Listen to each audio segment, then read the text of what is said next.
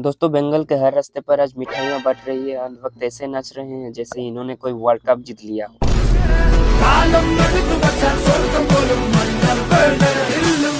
क्यों? क्योंकि बंगाल में 15 साल पुरानी टीएमसी सरकार का द एंड हो गया है और भारतीय जनता पार्टी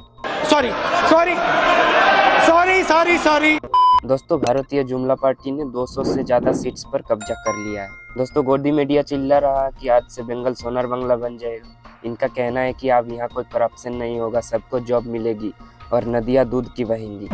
मैं आज हर बंगाल वासी को भरोसा देता हूं, बंगाल के बेहतर भविष्य के लिए भाजपा दिन रात एक कर देगी। बंगाल में अब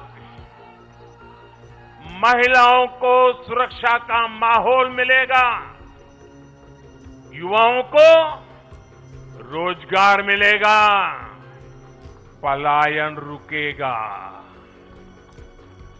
पहली कैबिनेट में ही आयुष्मान भारत योजना को हरी झंडी दिखाई जाएगी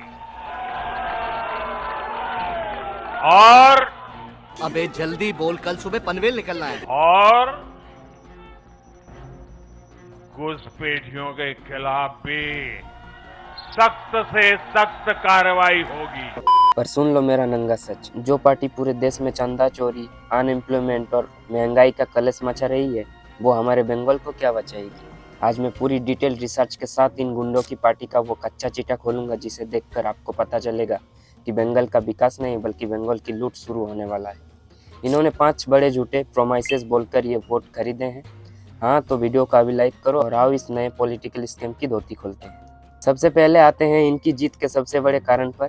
दोस्तों बीजेपी वाले बोलते हैं कि हमने टीएमसी के सिंडिकेट राज और करप्शन को हराया है। अरे अनवक्त तो जरा अपनी आंखें खोलो, तुम्हारी पार्टी ने बंगाल में कोई नया नेता पैदा नहीं किया है।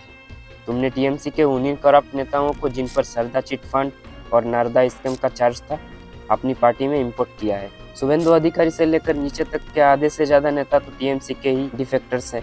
मतलब कल तक जो गुंडे टीएमसी का झंडा उठाकर करप्शन कर रहे थे आज वही गुंडे भगवा झंडा उठाकर संस्कारी बन गए हैं। इसे बोलते हैं ultimate washing machine politics. ED और सीबीआई का डर दिखाओ और कचरे को अपनी पार्टी में भराओ और अब ये लोग बंगाल को सुधारेंगे। क्या? एक चोर अगर कपड़े बदल ले तो वो साधु नहीं बन जाता यार। अरे बाप रे, ये तो धोती खोल रहा है। पर इन व्हाट्सएप यूनिवर्सिटी वाले अंधभक्तों को कौन समझाए, इनको तो बस मोदी मोदी चिल्लाने से फुर्सत मिले तब ना। ये आपको नहीं लग रहा है काफी ज्यादा महंगा हो गया? मोदी जी कुछ भी करेंगे ना हम लोगों को पसंद है। 2 रात भूखा सोना पड़े, बच्चे रात भर भूखा भी सोएंगे ना तो मोदी जी के लिए जय जय करते रहेंगे उस दम तक। और दोस्तों बीजेपी की इस जीत का सबसे बड़ा इमोशनल स्कीम पता है क्या था? इन्होंने बंगाल की पब्लिक की फीलिंग्स के साथ एकदम मास्टर स्ट्रोक खेला। आप सबको अगस्त 2024 का वो दर्दनाक आर्जिकल medical college rape and murder case याद होगा। उस मासूम बच्ची की मां रत्ना देवनाथ जी को बीजेपी ने पानी 80 सीट से अपना कैंडिडेट बना दिया। पब्लिक तो वैसे ही टीएमसी के खिलाफ गुस्से में आग बबला थी। जब एक रोते हुए मां ने आकर इंसाफ मांगा तो पब्लिक ने इमोशंस में बहकर उन्हें रिकॉर्ड 28,000 वोट से जीता दिया। पर असली कलश ये है कि क्या सच में इस वॉशिंग मशीन वाली पार्टी को जस्टिस चाहिए था या इनको बस उस मां के आंसुओं का फायदा उठाकर अपनी कुर्सी चमकानी थी।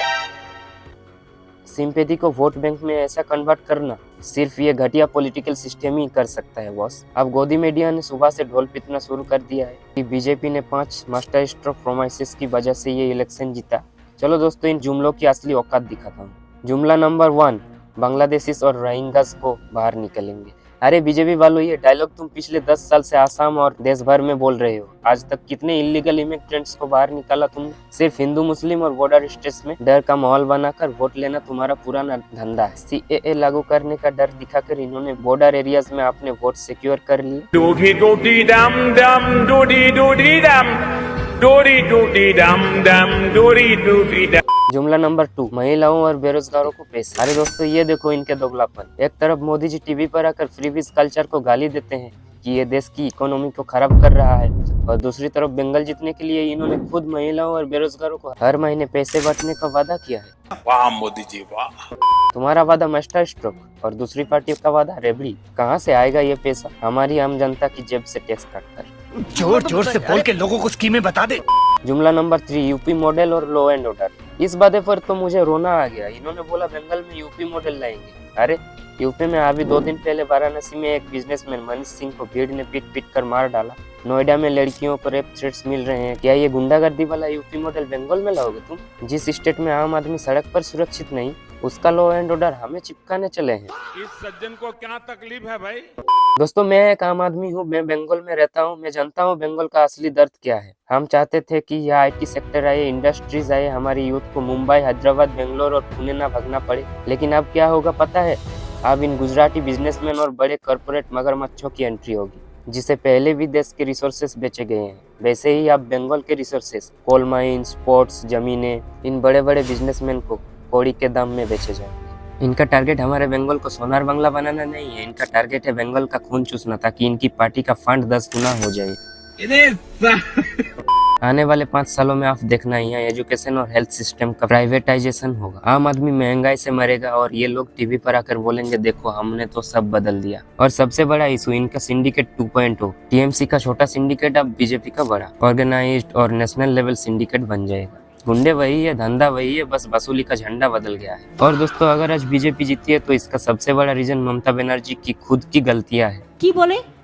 तुमने 15 साल बंगाल में राज किया, तुमने नेपोटिज्म को बढ़ावा दिया, तुम्हारे नेताओं ने टीचर रिक्रूटमेंट स्कैम में हजारों करोड़ खाए और अर्पिता मुखर्जी के घर से केस के पहाड़ निकले। पर करप्शन तो एक तरफ दोस्तों, ममता बनर्जी के गिरने का सबसे बड़ा कारण था उनका अहंकार और औरतों की सेफ्टी पर उनका दोगलापन। इनको लगता था कि 1500 का लक्ष्मी भंडार देखकर इनको पब्लिक का परमानेंट लाइसेंस मिल गया है। आपको याद है पिछले साल अक्टूबर 2025 का वो दुर्गापुर गैंगरेप केस? एक मासूम स्टूडेंट के साथ आधी रात को इतनी घिनौनी हरकत हुई और हमारी चीफ मिनिस्टर था जो खुद एक औरत है, वो मीडिया के सामने आकर क्या बोलती है? अरे रात के 12:30 बजे वो लड़की बाहर क्यों निकली थी? Girls should not be allowed to go out at night. How they came out in the night at 12:30 and especially the girl child at night time. They should not be allowed to come out in the outside. मतलब victim को ही दोषी ठहरा दिया। अगर तुम्हारी police और तुम्हारा administration निठल्ला है, सड़कों पर गुंडे घूम रहे हैं, तो उसमें गलती लड़की की है। ऐसी बैकवर्ड थर्ड क्लास सोच जब स्टेट के सीएम की हो जाएगी तो औरतें उन्हें कुर्सी से उखड़ कर फेंकेगी ही ना। औरत होकर औरतों का दर्द न समझना, यही इनकी सबसे बड़ी हार बन गई। और तभी आम बंगाली के दिल से टीएमसी का सफाया शुरू हो गया था। टीएमसी के नेताओं ने पब्लिक को अपना गुलाम समझ लिया था और आज उसी ईगो और करप्शन ने इनको जमीन पर ला पटका है। बंगाल की जनता ने सजा तो टीएमसी को दी है, पर गुस्से में आकर उन्होंने उस पार्टी को चख लिया है जो धीमा जहर, स्लो पॉइजन है। तो मेरे दोस्तों, रिजल्ट सामने है, बीजेपी 200 पार है, टीएमसी खत्म है। पर सच बात बताऊं, आम आदमी आज भी वही हारा हुआ है। इन अंधभक्त और गुंडों की पार्टी अब हमारे बंगाल पर राज करेगा। हमारा स्टेट इनकी पॉलिटिकल लेबोरेटरी बनने वाला है और इस बर्बादी का आज अब हम और आप जैसे लोग भुगतेंगे। बाकी वीडियो पसंद आए तो लाइक करो और नए हो तो चैनल को भी सब्सक्राइब कर लो। मिलते हैं अगले वीडियो में, तब तक bye and love you all guys.